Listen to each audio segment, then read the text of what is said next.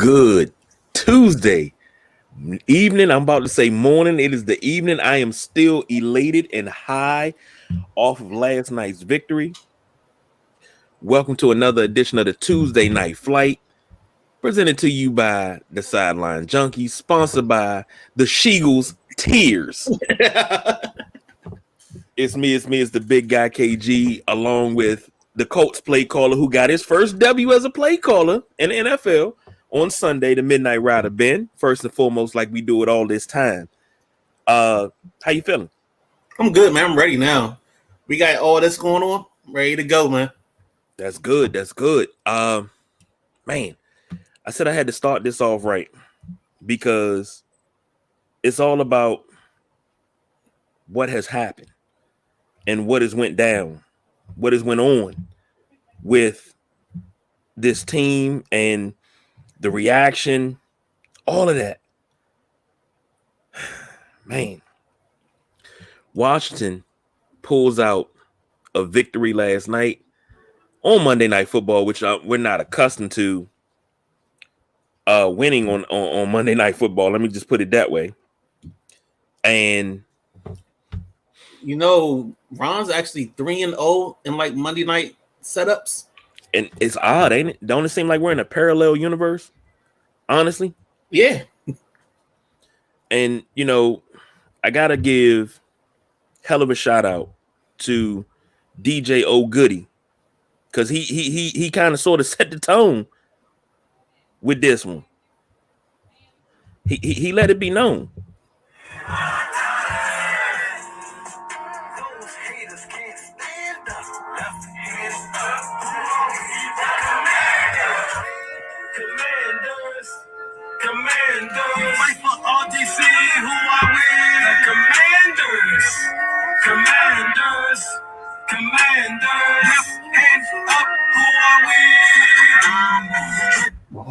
I had to do it. I do it after every game, before every game, and ever since I've been doing that, we've been playing some damn good ball. We've been playing really, really well. Now, we're going to start with the offense. And got to say this. I don't care what anybody says about Taylor Heinicke. Taylor Heinicke brings something to the table that we did not get from Wentz. You see, and the boss BJ, who's on special assignment tonight, he said after the post-game interviews, well, the post-game locker room celebration, and Ron Rivera was too choked up to talk. He said, I've been looking for guys that will run through a wall for Ron Rivera, and he looks like he has a bunch of guys that are willing to run through the wall for him right now. After saying that and him being overcome with emotion after that win last night, with everything that he's been through in the last week and a half, everything, man, I was ready to lace him up and run through a wall for him last night. Not even gonna lie. But offensively, give me some of your takeaways because I've been talking so much, and in my excitement, I got you sitting over there mute. But in your honest opinion, offensively, give me everything you got offensively. Give me your offensive grade. I think we talked about it the show prior on the Sunday Rise. I think I said something like we needed to be a manhood issue. We need a hero, and we need to make some plays. We need to run this ball and control this clock. Shaq on the manhood issue. I think they dominated time of possession, 40 minutes to like 19. Check on the hero being Derek Forrest for me. Yours might be different. Tarantula, Jamin Davis, but let's stay on offense. So offense, I thought B-Rob had his best game to date. Part of the reason I think that is because it looks like he's starting to get comfortable again, back on his knee, and he's starting to look closer and closer to the running back that came out of Alabama. I think he was a little tentative to begin with. Maybe he wasn't just comfortable with the speed of the game, but he's getting there. Gibson's giving you everything he's got. I'm loving him in the return game. I'm just waiting for him to break one because it's going to happen. It's not an if, it's a when. Offensively, Terry McLaurin in Philly. I mean, I think he's got 100 yards in 4 of the 8 games he's played against them. So he's becoming the Eagles killer to an extent. You got a lot of good things out of Curtis Samuel yesterday. I like what we did in the run game with the tight ends. My only probably my two negatives is our QB still has to be a little bit better. There are just certain plays we leave on the field that we just shouldn't, and it would take that time of possession. It might lessen it, but you'll get bigger plays. He just misses a couple times a game, and it's just small stuff. It's really the difference between him having 211 yards and him having 260. So that's what I see so far from the offensive side. The other thing, the sloth, Trey Turner, we gotta do something with, man. I'm tired of watching him try to pull and he dragging a wagon, just the whole house on his back. I mean, just stop pulling the guy. And I don't know what Sadiq Charles did, whose Cheerios he peed in, but I just don't see why he's not playing when you're trying to do athletic things, but you have a guy who isn't athletic. I would even like to see Cosme at guard. That way he don't have to worry about somebody going around him. He's got that tackle there, and maybe that helps. He can be like Sheriff, where he got better going from tackle to guard. So, I mean, that's kind of my takeaway. Grade-wise, I gave the offense a B-.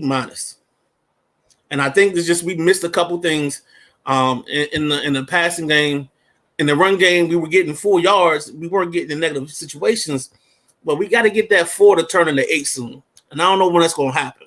We need that 8 to turn into 10, 10 to turn into 15 or whatever, just because this league is too hard for you to move the ball consistently. I think we had 2 14-play drives. Mm-hmm.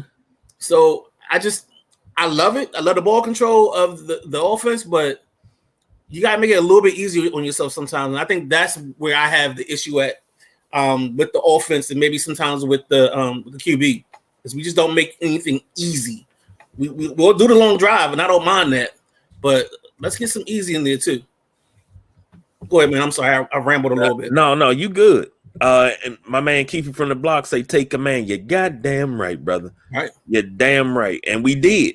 And what impressed me the most about the offense, the sustained drive. You go 3 and out the first one. They march down the field. They score 7. You march right back down the field and you score 7. They march back down and score 7.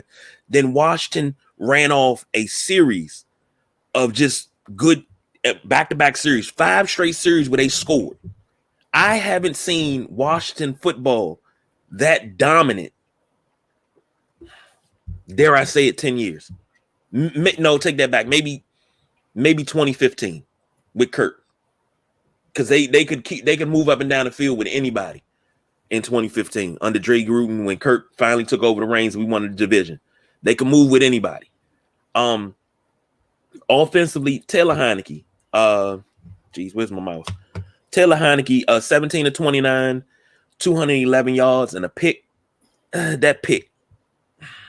He makes a lot of throws to the middle of the field and he misses his man a lot.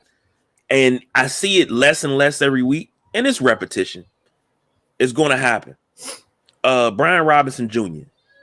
To be so small, the boy's a tank.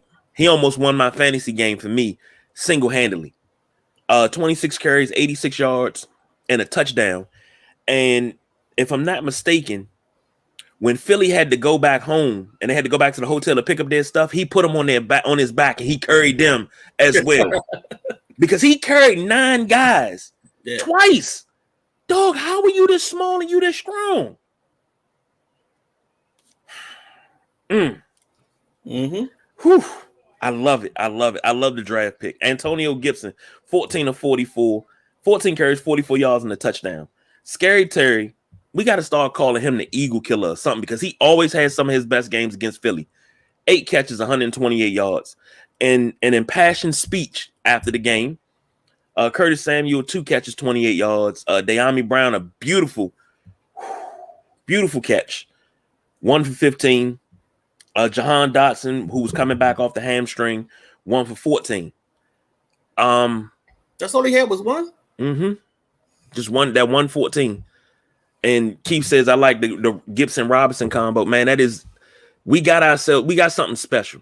And I'm trying to think the last time we had a combo of two running backs, not a running back and a fullback, but two running backs that were this good. And I mean, I could say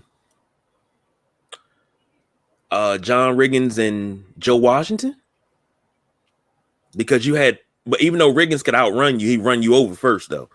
But you had power and grace because Joe Washington was outrunning you. I think the Riggs Biner combination is probably one of the better combinations. But you had Ricky Urbans in there, Brian Mitchell, and Ricky Urbans was a dog in 91. You had a nice the compliment one was I don't know if they were really compliments, but Liddell Betts and Portis were a decent combination for a stretch.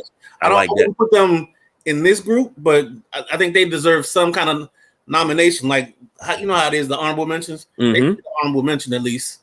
And then who was the other back with Davis?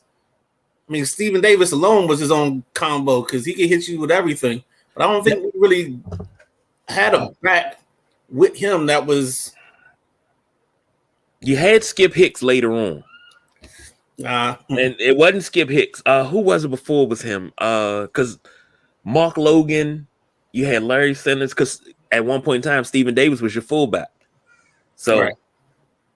You had different guys that came in, but Stephen Davis was just a load himself. And then he had a whole second career down in Carolina. You know, his career was so good in Carolina, you forget about what he did in Washington. Yep. So, but overall grade for the offense, you said B-. I got to say B+, because the consistency, the play calling, only thing that stopped it from being at least an A or A-, the miscues with the clock. What was taking so long to get out of the damn huddle? What was taking so long to get the play called, get it sent in, get it called, get the ball snapped? You should not be coming up to the line looking over the defense with 5 seconds left on the play clock. I don't care who you are. You cannot do this. No, I totally agree. And I think my issue was the fact that actually, I'm not going to say my issue. I'm going to say one of the things I liked about last night was the fact that on offense, we had a lot of little motions we were doing. We were setting up like a counter trade type of action a couple times. I like what Scott did. Scott got in his bag this time. He must have heard us on Sunday talking about him being rolling the wheel like it's the Price is Right and calling his plays like that. But this time he had some consistency. I gotta give him his props for what he did from one play caller to another. Yeah, I agree with you. The only thing that really bothered me offensively, outside of the play call, outside of not getting the plays in, it just seemed like at certain times it was almost close to reverting back to the way things used to be. And Taylor Heineke made a fucking brilliant play. Bad snap. He got outside the pocket. He chucked that thing out of bounds. Get out of here. Long as you got it back to the line of scrimmage, get out of here. Brilliant play. The offensive line, I don't know. I don't know. I'm gonna have to DM Wes Schweitzer or something. Be like, bro, you work too hard to be out. Nah, I think it's so. The last note I saw was the injury is more serious than they thought, and they haven't really given you a timeline yet. I don't even know what it is, to be honest with you. And then the other downside is JD is down with another neck injury, so this might not be good for him. Yeah, because that's the second one in 2 years. Sometimes that starts making you wonder, is there time for another career? Time to do something else? Right. You got to think about life after the game. All right. And Keith says, I'm not a huge Heineke fan, but he managed the game well. That's all you need him to do. You don't need him to come in and be the superstar. You just need him to come in and manage the game. Something, if you ever watched America's Game, and I know you watched everyone just like I have, and Shannon Sharp said this, I want to say it was the 98 Broncos when John Elway got hurt, and they brung Bubby Bristol, and they told Bubby Bristol, look, you got the keys to the Ferrari. All you got to do is not strip the gears. It's a fine automobile. Just drive it. Don't strip the gears. Basically, don't do nothing outside of your control. Don't do nothing stupid. Right. That's all you got to tell Heineke every time. Don't do nothing stupid. Just go out there and play. But don't do nothing stupid. But I think that's in his nature. I think he has this ability and inability to stay within the confines of what's going on. Like it's like damn if you do and damn if you don't. So sometimes he gets to the situation where he's just trying to make that play because that's what he is, a playmaker. And I was glad to see yesterday that he had some situations where he resisted that playmaker itch and just made the smart play. Like exactly like the play, the third down at the end of the game, pretty much where he goes down on one knee to kind of give himself up, and then Brandon Graham comes in and hits him. Mm-hmm. You know, he knew we couldn't have an incompletion on that, so there was no need in trying to throw the ball. Let's get down, save the clock. Another thing we had good was right before the 2 minutes. I think Philly had the punt, and then they had the ineligible downfield. More time running off the clock. We made them re-kick it. So that was another situation where I think we did some little things that if they can keep that going, maybe that builds into something. And maybe there's a running here. Maybe there's a stretch where you can play some really good football and get yourself back in. Well, you're back in the hunt, but maybe you can get yourself in the hunt for the division. That's true. The Keith also says that that pass interference call was horrible. Which one? It was a lot of pass interference calls and missed calls. When we get to defense, we'll talk about Jamin Davis and his fumble recovery. That should have been a touchdown because Dallas Goedert didn't touch him, but we'll touch that in the next segment. But the Jahan Dotson offensive pass interference wasn't pass interference. Yeah. We see that every Sunday. Like that is every Sunday. That's everybody's playbook. That's everybody does that. Mm-hmm. And it gets on my nerves that we do that and we get called for it. And then the rest of the league has.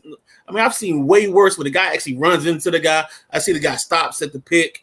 I've seen everything. And it's amazing when they decide to call it. And that's the only issue with these subjective calls is it's up to the referee's whim. Yeah, and you kind of sort of at their disposal with it. And I don't like it. I don't. And I thought that was a natural pick play because he was running his route and he got nailed. Yeah. And he threw his hands up like, damn, y'all not going to say nothing? That was a horrible call. And Keith is like actually talking about the one on St. Juice. Okay. So then we'll get to that one in a second. Okay. But I said B.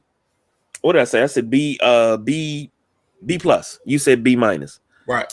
So going over to the defense at the and then we gave up 3 sacks on offense. So that was not a good look, but we're getting better. No, that was way better than what they did the week before. They actually kept the tight ends in at times to help Chip before going out. Like I said, I think Scott did a really good job of trying to like correct some things he did wrong. The self-scouting this week was on point. Yeah. Defensively, and I'm not skipping over Philly. They kind of sort of held Jalen Hurts in check. Jalen Hurts 17 of 26, 175, 2 touchdowns, a pick. He 6 carries, 28 yards and a touchdown. For us defensively, St. Juice led us in tackles, 7 tackles total, 6 tackles and 1 assist. Derek Forrest 6 tackles and a pick. He also had a fumble recovery and a return. And I think he wins the manhood award. Deron Payne got in there for 3 assists. Montez Sweat, John Allen, even John Bostic got in last night. Bostic's been solid. Yeah, he's always been. That's why I don't understand why so many people don't like him. But he has it up here. He may not have the speed and everything you want him to have for a middle linebacker, but he has the smarts to be in the right place. That's why I like Bostic, because of his intelligence and what he brings to these young guys. Yeah, but I think early on last season, he was put in some situations where he's not being put in those situations today. I think Del Rio is another person that benefited from some self-scouting that's happened or that is happening because this unit looks a lot different. And there's another reason this unit looks different, and it's number 31. It's Cam Curl. I think he's the most underrated player on this defense because he's the glue guy. If you pay attention, the first 3 weeks of the season, he was out. We gave up everything deep. We were out of position. We had issues in communication. The second he's been back, he has been the solidifier. He's got the green dot. How many safeties have the green dot to call plays? Not many, if any. I think he's the only one in the league. Most of the time, it's the linebacker. So that says something right there just about his intelligence, and says something about the fact that they know he's the guy. The other part, Derek Forrest, so we can talk about him all day. I love Derek Forrest. I think he might have some of the better stats. I know he had an interception earlier. He might be at 2 or 3 interceptions right now. I know he forced a fumble early, so that kid, that's what you want to see when you draft a kid in the 5th round. You have him in your program, you build him up. This is something new for Washington. This is player development. It doesn't always happen this way. And I see we got DJ O'Goody out in the audience there, so I got to do that all day long, baby. You put out a bang, and I do it every week. I got to say, left hand up, who are we? The Commanders. And every time we do that, we play a damn good ball game. Now, we got a tradition here that we do this. We got to do that before every win, after every win. I don't give a damn we win, lose, or draw. I got to do that because if I do that, we have a good week of practice. So practice is going to be lit this week. Guarantee you practice is going to be lit. Hope that everything's going good with you, Woody, man. Keep doing what you're doing. Loving everything that you're doing. Absolutely love it, man. Absolutely. I think Jamin Davis. I mean, we came into the year not knowing what he is, who he is, and what he is. And I think finally they decided, hey, put the kid in attack mode and let's go. Let's see what he can do. I thought he led the team in tackles yesterday. I didn't know it was somebody else, but I'm sorry. I read that. He did. I read that wrong. Okay. He had 9 total. Yeah. I read that wrong. Yeah, he had getting out 4 assists. The line, I think, man, Montez Sweat is probably at some point he's gonna have a 3 or 4 sack game because every week he's just a half step too slow, and it's not even too slow. He's just missing that sack. So I just can see him being that guy that gets that big game. Casey Toohill and Smith Williams have been solid. The 2 tackles, they do their thing. I don't know, who am I missing? Did I miss anybody? I know what you're gonna want me to say. On defense, I know you're gonna want me to talk about Bobby McCain. And I'll give him his props. He played a better game this week. Bobby McCain did all right. I'll give you that one. But I mean, even Toast been playing better. So I mean, I love it when I see 2-9 playing like this. So hopefully this is just like somebody said, maybe the Will Jackson thing was addition by subtraction. And like guys got to get away from whatever he had going on his dark cloud. And now guys are just in there playing loose and free. And just wait, because 35 gonna get you something. It ain't gonna happen now. But them last 3 weeks of the season, keep your eyes out for 35, Percy Butler. Keith says Fuller had a great game. Yeah. And that's what he's supposed to do. Kendall Fuller is supposed to have a great game because he's the number 1 guy. No matter how you slice, he's the number 1 corner. He's number one. Nah, number one is St. Juice. You giving St. Juice number one? He checked Jefferson last week. He's checking he had Brown this week. I mean, what more can I say? Wow. I mean, I thought he was their best corner last year, but he was just out of position. But I think he's Wow.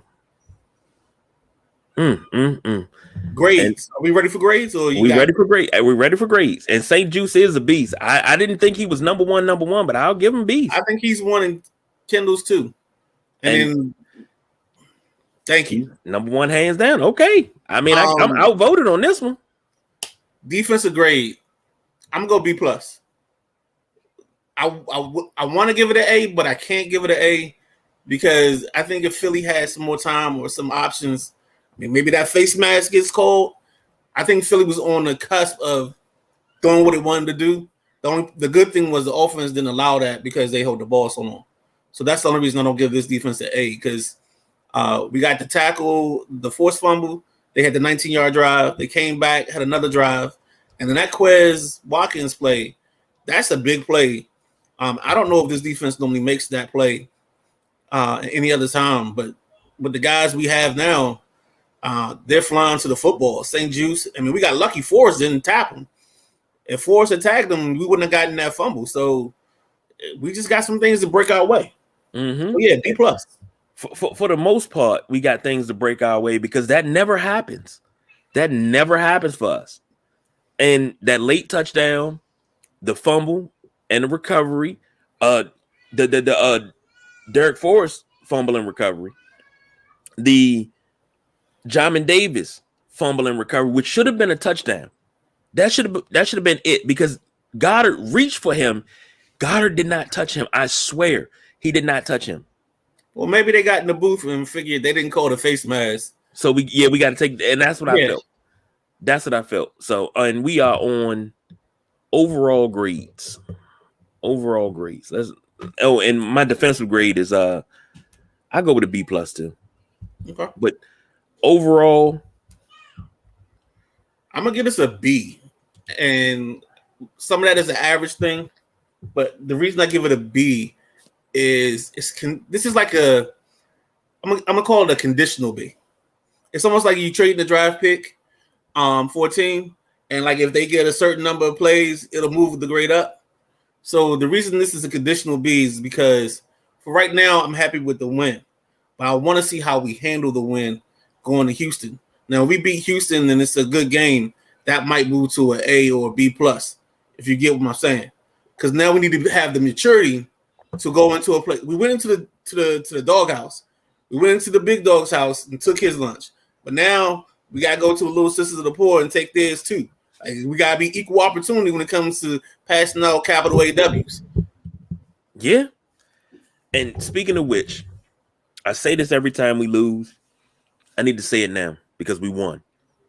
We walked into Lincoln Financial Field, the Eagles' house. We sat down at their table. We ate their dinner. We burped in their face, goosed their wife on the way out, and kicked their dog. I don't think we want to kick dogs as a show. The sideline junkies are not advocates of kicking dogs or any violence towards dogs. Oh, boy. I'm messing with you, man. Oh, Lord. Oh, Lord. I'm not with you tonight. Overall, man, this is the first time in a long, and I've been watching Washington games all my life. I've been breaking them down since maybe 91 is when I could really remember looking at the stats and knowing what I was looking at, but really breaking it down since high school with the boss BJ and, sitting in art class, drawing on a big piece of paper what somebody should have did in the game. We did that. We were Pat Summerall and John Madden Jr. every Monday morning. But to say Washington outgained Philly, they had more first downs, better third down efficiency, more plays, only punted twice. Time of possession was so lopsided. Washington had 40 minutes, 24 seconds of time of possession compared to Philly's 19 minutes and 36 seconds. Now, here's the thing. I thought about this during the game, and I said, overall, I think we found our identity. If we can do this every week in some form of capacity, ball control, don't try to do too much. Do enough to keep picking up first downs, long drives, 15, 16 plays. You're coming away with 3 on that first one. Then all of a sudden, the defense comes out, plays like gangbusters, forces a punt. You go back down again, you got 7. Now you got 10. You up 10-0. Defense plays like gangbusters again, maybe give up 3. You go back down again, get another touchdown. You have consecutive drives where you just keep scoring. If it's 3, if it's 7, but you keep scoring. You stop them from scoring. And the key to the game, how you can win a game is when you score more points than the other team. Right. That's all we got to do. Whether we score 1 point more or we score 100 points more. Just score more points than the other team. Because if they score more points than we got, then we lose the game. So I'm just you give a grade? Not overall, but hold on. This got to be said because this has to be dude, I was gonna give it special teams its own section. Oh, you want special teams in its own section? Let me bring that back down because I got something to say about that too. We'll do special teams. But overall grade for the whole entire team, a B plus a B plus, actually supposed to get you a B plus, but I'm gonna give them an A minus because coaching staff and their preparation and how they did it, I gotta get the coaching staff at least an A because they prepared well. They took what they had and they said, let's do what we do best.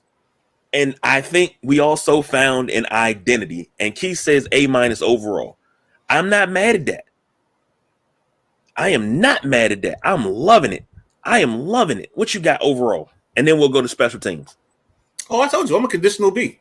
Conditional B overall. Yep. And I need to see the progression, and that's all it's about. Because I think this team has an opportunity with the way this schedule lays out. You get, if I remember off the top of my head right, it's Houston, then it's Atlanta, and then somewhere in the mix comes up the 2 Giant games. Then it's like the Browns, and then maybe I forget the rest of that. But still, that you got so much in front of you. And like, we got the Cowboys again too. You have your destiny. Like, this is the manifesting of your destiny. You have your destiny in front of you. So it's not anything that you have to think about. I mean, what do they say? For whom the bell tolls for thee. Well, this is that situation we in. That bell is tolling, and are we going to answer that bell? I ain't mean to give you some Hemingway, but you know. Well, because they're so special and they played so special last night, let's talk about the special teams. And here's my thing. And I'm going to say this. Keith already alluded to it. Let me put that back up. Right. Joey Sly, his new nickname is Nigel Gruff. He is delayed. If for those that don't know, go watch The Replacements with Keanu Reeves, Gene Hackman. It's about it was actually about the Washington Redskins, loosely based on the Washington Redskins 87 strike season. Right. Shane Falco, and what did I say? What have I been calling Taylor Heineke the last couple of weeks? He's my Shane Falco. And now here's my Nigel Gruff. Daggone Jamin Davis is he's my Danny Bateman. Oh boy. I see that red. Going down the wormhole. I want to run like a bull, you know. All we need is an Earl. And shit, Carl could be Earl Wilkinson. You know, good Christian boy like him, he ain't even do nothing. Police just rolled up on him. But anyway, that's one of my favorite movies. But honestly, Joey Sly. Hey, Keith, I was getting ready to say that. And that's why he likes Sly, because you know that's his cousin. That's his cousin. That's his cousin. And you know what? The dude, he came out and they was like, well, his career high is this. And he booted that thing from 58. I said, oh my God. I said, he probably said on the sideline, give me the ball and I'll kick the bloody piss out of it. And he put it through and he still had room to spare. And all I could think, I was like, yo, we got a kicker. We got a goddamn kicker. When the last time we had a kicker? Nick Novak? No, you had so this is the problem, I think. Like, this team, the fan base doesn't have patience with kickers. We'll get a kicker can miss 2 field goals, like, oh, he's killing us. Dude, he missed 2. Like, I think when we cut Dustin Hopkins, he was 12 of 14 last year. Don't let me not forget D-Hop, because I still follow him on Instagram. He's still my man. You know, last time we had a kicker was D-Hop. You know, so he's had a nice run. I mean, the problem with kickers is they're hot and cold at times. Sometimes you just got to give them a time to figure it out. I mean, I've seen Mason Crosby be in this league for a long time, and he's had a couple of times where he's had like these 4 miss in one game and then come back and kick the rest of the year like it's nobody's business. So kicker-wise, Joey Sly, I'm not going to lie to you. When that 58-yarder he came out, I was like, because, you know, Joey Sly gets a little too amped up. He got a little too much. I don't even know what it is, but he got too much energy. He got too much hype. You know what I'm saying? So I worry about him sometimes when it comes to those big kicks. But he nailed both of them. And then after that, my man Trust Wade. Trust Wade taking the big hit early and coming back and still kicking, man. I think we're in a good space overall, especially with Gibson returning the kicks. My only issue now is Mill. He played better. He's been playing better. But I think he needs to like sit down, maybe call a B Mitch, maybe call somebody like a Mike Nelms, because it's something he's not doing. He doesn't look sure when he catches the ball. It's like he's guessing. And as long as you guess, you're always going to guess wrong. Like, he just got to get it and go. And I think that's his downside. But the other part is his coverage team. I've been saying this for a couple of weeks. You know it, KG. The coverage team is coming out. They hunting. They hunting for blood. Like, they are wolves. I mean, this is the one point in time I wish we may have gone with the name Red Wolves, because I would howl for the special teams the way these dudes are coming down like dogs and hitting people, man. They hitting people in the mouth. They don't care. And you can hear it. The hit, you'll hear somebody get hit, and then you hear the guys in the background, woo, woo, like Jeremy Reeves getting up big time. Another guy you keep hearing me talk about, Percy Butler. Like, we're so much faster than we've ever been. And it's going to just keep, I mean, we can keep that energy and keep that going. Like, our team is going to take a jump. It's just a matter of time, man. And you know what? You talk about that woo lick. Yeah. And everybody go woo when they see a lick. Thank you, Ray Rose, for that, because that's where it came from when he was with San Francisco. Everybody loves a woo lick. And I was thinking about Ray Rose earlier today. I said, you know, Ray Rose never really got a real shot at coaching. He should have been a coach here years ago. I think he had a good run in Philly. Yeah, he had a good, but then after that, and then he went to he was 8-8 with the Packers, and then they fired him for after Holmgren, they fired him for McCarthy. Was it McCarthy or Sherman? Sherman. I think it was Sherman. Okay. But no, he never really got it. And after that, he never really got another look. He was just a coordinator. That's just the system there. You get your one shot. Graham Gano. Yeah, Graham Gano. The problem was we didn't give him the shot he needed here.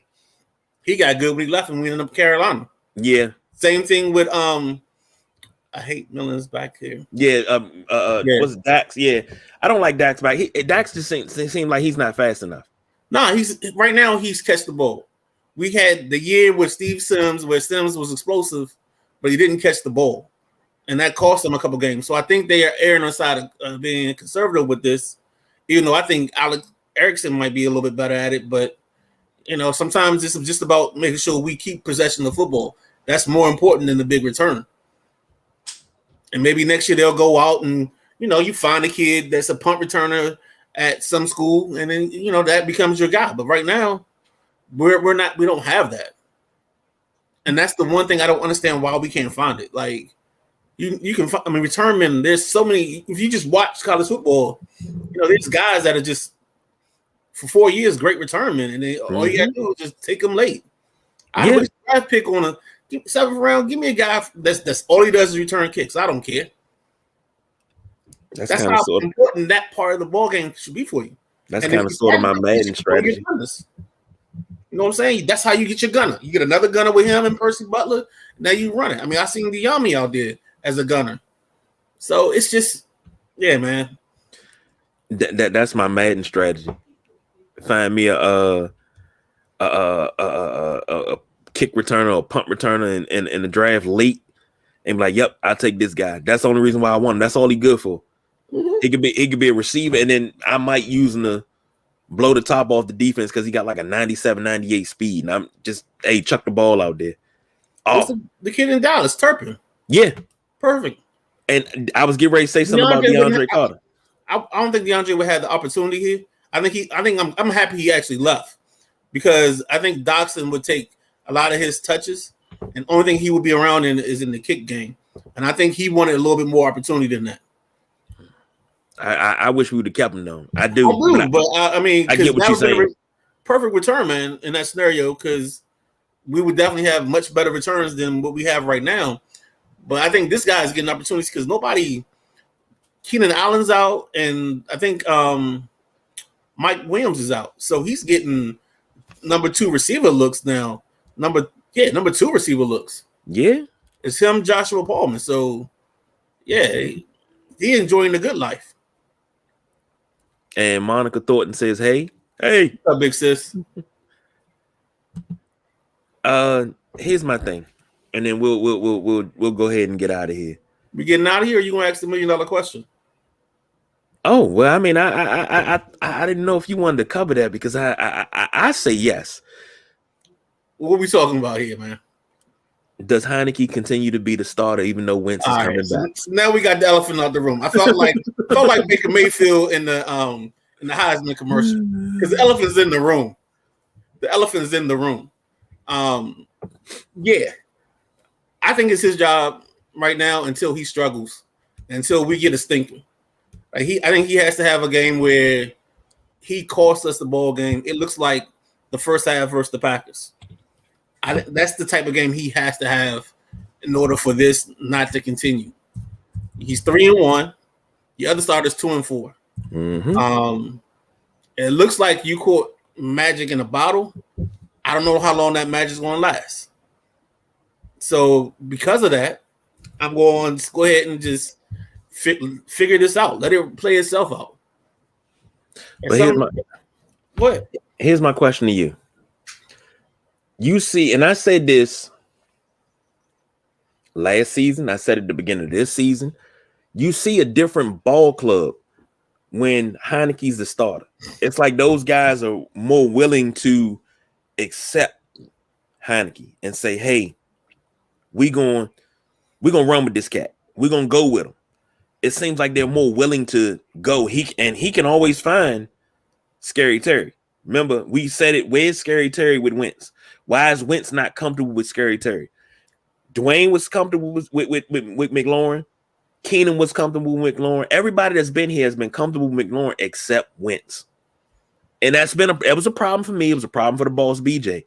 Heineke, he's not staring down Terry because he's like, I got Terry over there, but I got Jahan here. I got Cam in the middle, but I also got Dax. I got Dayami. I can still hit John Bates. I got Amani Rogers. Oh, I can also hit this guy out the backfield, whether it be Brian Robinson or Antonio Gibson. I got weapons.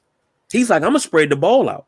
He said, I don't care about this. He's like Trent Dilfer in 2000. I don't care about this route combination. That if we call a play and Terry comes open first, the ball's going to Terry. We come back, we call another play. Terry open again, the ball's going to Terry. I'm trying to find who's open. I don't care about who's trying to get stats. I'm trying to win. And that's the difference because he's trying to win.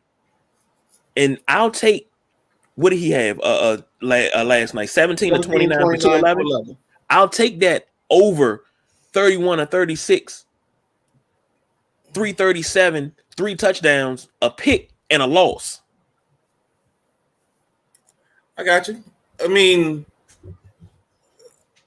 I think the star of this stretch on offense coming down the last 4 games, it's going to be Logan Thomas. You haven't seen him yet in the passing game. You haven't seen him feature too much. And I think some of that, because when I looked at him early on in the season, I didn't see the same Logan. He didn't look explosive. And it didn't help that he had the calf injury. So I think once Logan gets settled and gets his legs under him, I think he's another guy. And that's kind of scary because we keep adding people to the mix of weapons. And I think that's going to be the next thing is he's going to take his step, and then that's going to elevate this offense even more. And Keith just brought up a good point. Wentz would go for 400 yards and 2 TDs and we lose. That's what I'm saying. I'd rather than have that, and it's pretty. But I say this every year, and I've said it for years.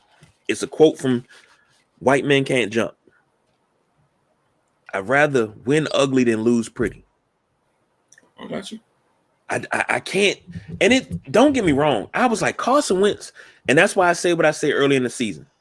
Carson Wentz is leading the league. He's top 3 in the league in passing yards and touchdowns and this, that, and the third. But we're 1-4. That's a problem. This team should at least be 4-1 if he's passing like that. Something is a disconnect somewhere. But that's when your defense was still a sieve. Your defense, this is like there are little things in this game that once you start fixing certain holes, everything else gets better. And I think one of the things that they patched up was once you got Curl in, Curl gave everybody else a lot of freedom. The kid can play linebacker, he plays safety, he plays corner, he's the human eraser, and he's one of those guys personally. This all season, I go to the office with the GMs. I'm like, look, we gotta just keep this kid here no matter what. I know this is what, year 3 for him or year 4? Yeah, this will be year 4 coming up for him. So I need him signed because I don't want him playing off his rookie deal. I don't want to get into a situation where we're talking and he's like he wants to get franchised. No, I don't want none of that conversation. I don't want his contract going out before I get a chance to talk to him. I call him in March, put my arm around him, sit him down. We get a couple beers and we talk this out and we get this done. He's one of those guys you gotta have. He's the brick. He's one of the cornerstones in this foundation. You got Terry on one corner, you got him on one, you got John Allen on another, and depending on who you ask, it might be Payne or it might be. Did I say Terry? I didn't say Terry. I did say Terry. All right. So like whatever we got, something you got these cornerstones, and you got to keep building that building up. And I agree. And Keith says he only cared about his stats. One thing I couldn't stand watching him is that we would be losing and he'd be on the sideline smiling. And you know what's crazy?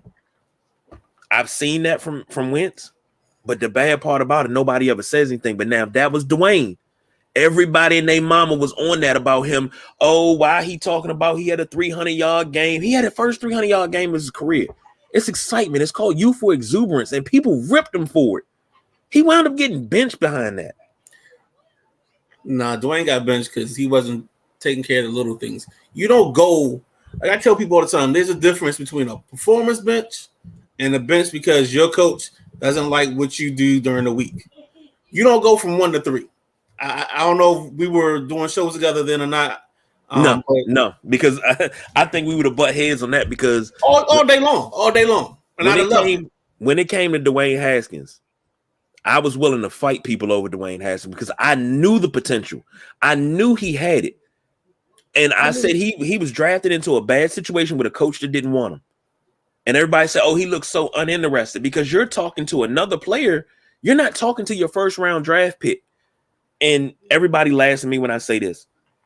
If he would have been able to work with Jim Zorn his rookie year, just off-season work, just go work with Jim Zorn.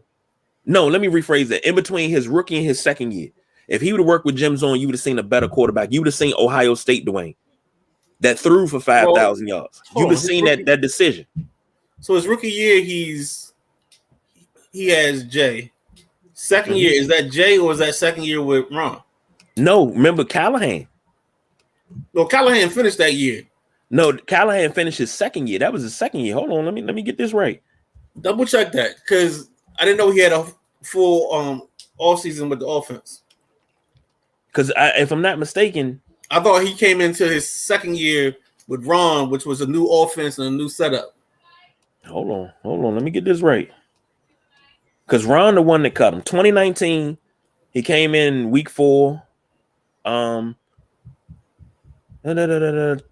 because 2020, he came in 2019, 2020. Yeah, and then they let him go in 2020. So that's the first thing that hurt him is you go from even though you had a coach that didn't want you, the bigger issue for me is you go from one offense to another. But look at the difference between him under Jay as opposed to him under Callahan. He played freer under Callahan, which is one of the reasons why I was like, okay, you're going to bring in another coach.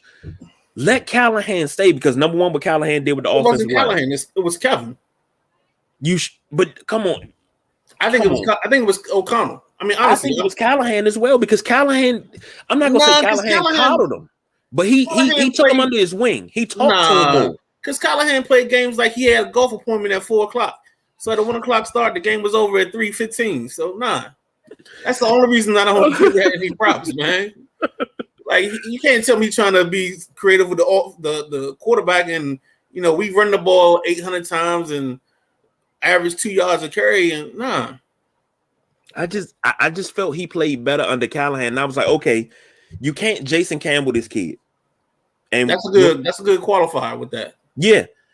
But we say that here about every quarterback we come across. You can't Jason Campbell these guys. And what we mean is you bring them in And then he's in the offense first year. Then he's in another offense next year. He got another coordinator the year after that. Then he brings somebody like Al Saunders brings in their 900-page playbook. And you got to learn that. And that's a thick piece of beef that you got to try to chew through. Then you get a guy that has no offensive coordinator experience, but has great work with quarterbacks. And you have the best statistical season of your career. And then they change the offense again because they bring in the bingo caller. You see what I'm saying? You can't do that to these guys. They're human beings. That's also part of poor ownership, but yeah, it is. I think the situation with Dwayne was just.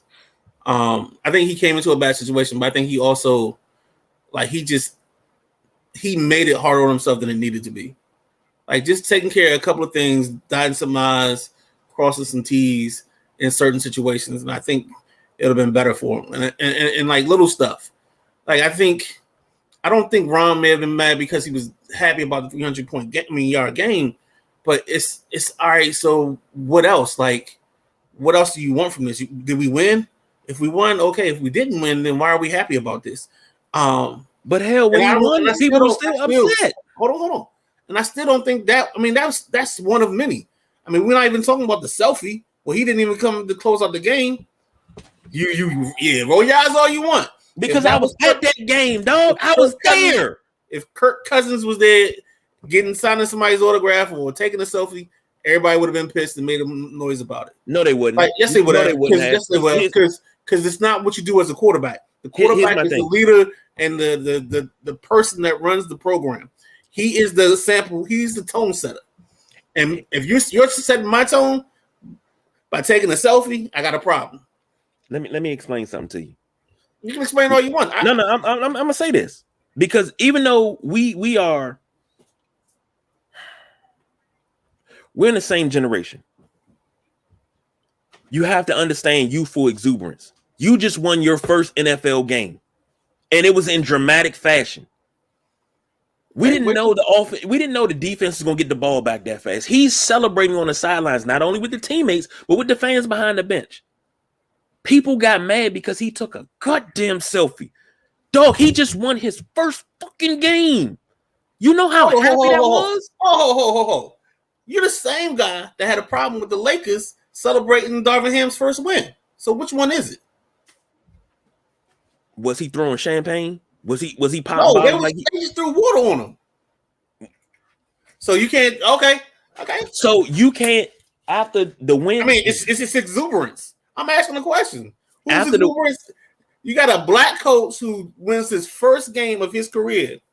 You can't celebrate him, but this guy can take a selfie? Because he was standing on the sideline. But the sidelines ain't that close to the stands. Pre-COVID, yes, they were. Okay. You didn't have that far to go on at the time, the Redskins sideline. You didn't have that far to go. Okay. But everybody lost their damn mind. We know where you stand at. If youthful exuberance works for one, but doesn't work for the other. But it ain't youthful exuberance when you got the best player on the planet right now in year 20, and y'all just winning your first game. What are y'all like 2-8, 2-9? Like, come on now. 2-10. No, I think 3-10 because they beat Brooklyn. But it's a long season. It's 82 of them. We'll get into that too because I want to dig into this daggone this Laker thing. But anyhow, here we go. We always do it. Look at the time clock. Where's my pen at? Let's put a pin in it. Well, this the wrap up. Wrap that shit up, B. Final thoughts on this Washington thing because we done talked about Dwayne Haskins, kickers. Man, final thing. My final thought is, if Washington keep this going, you got a not so good Texans team next week. After that, you got Atlanta. So you got 2 games. You could put yourself at 7. We could possibly in 3 weeks be sitting at 7-5. Now, mathematically, I think we got the last playoff spot. Mathematically, nah, it's San Fran. Strength of schedule. Okay. So, but we still in the hunt. Right. You're right there. I mean, you ate because some cocker made me rule about strength of schedule, and then you get how things play out. I mean, That never came into play until these newfangled rules came in, because that didn't come into play. Normally, strength of schedule and points and all that didn't come into the last weekend. But anyhow, we could be sitting at 7-5 in 2 weeks. And Keith just said it. Houston could be a trap game. Damn it, Keith. He killing me, man. He on point today though. Because what I was gonna say is, if you remember that gif of that I think it was an orange haired dude in Star Wars, and he's like, it's a trap. Like I'd have, this is the game, the Houston game. This is why I said conditional B, because this is a trap game. And do we have the maturity as a football team to take this to that next level where now we're being 6-5? Now we're building. Now we're getting some more momentum. Now we go to Atlanta. We got there it is. We got to stay level headed. You know, you go into Atlanta, and I think Atlanta's more dangerous than everybody else. But that's a little bit of bias, and I think their only issue is Mariota. If Mariota can just come in and play decent QB for a little bit with Cordarrelle Patterson and those guys, I think they're gonna be a problem for us. And I'm waiting to see that. But yeah, you come out 7-5. That's exactly where I had them at. I had us at 7-5. We got there a little different, but you gotta do your job and be the worst teams. The best example of what Keith is talking about is the New York Giants. Mm-hmm. The New York Giants has gone out and taken care of business, and they took all the layups. Because even though New York would be on the schedule, and the other team like we got New York like we got them, New York ended up winning. So yeah, you got to come out of New York with a split. Keith says we could go from beating the best team to losing to the worst team in the league right now. Yeah, and you know what? We've always done that. It's like this.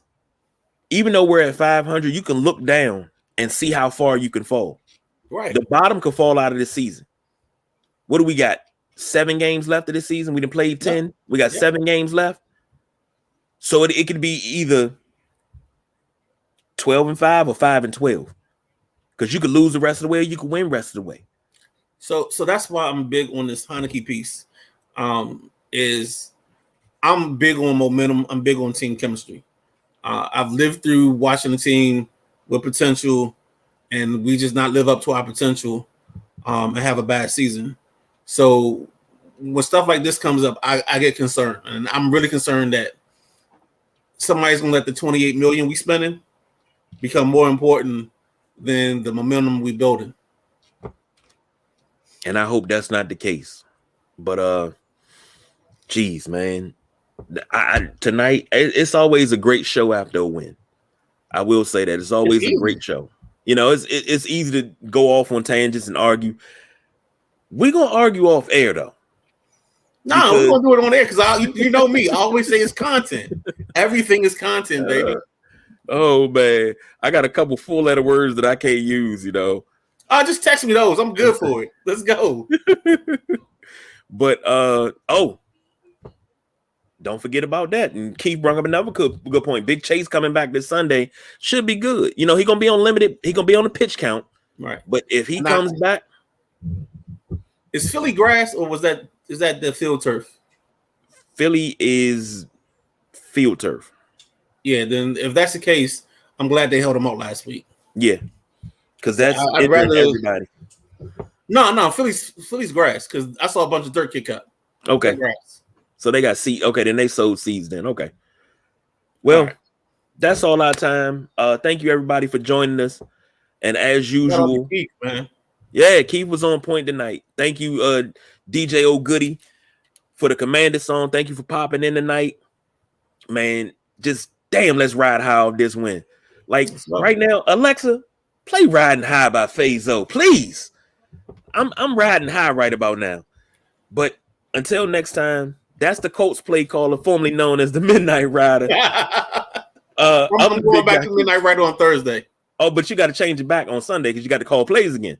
Right, exactly. I'll bring my play sheet. I'm the big guy, KG. We don't do no overtime. We are out of here.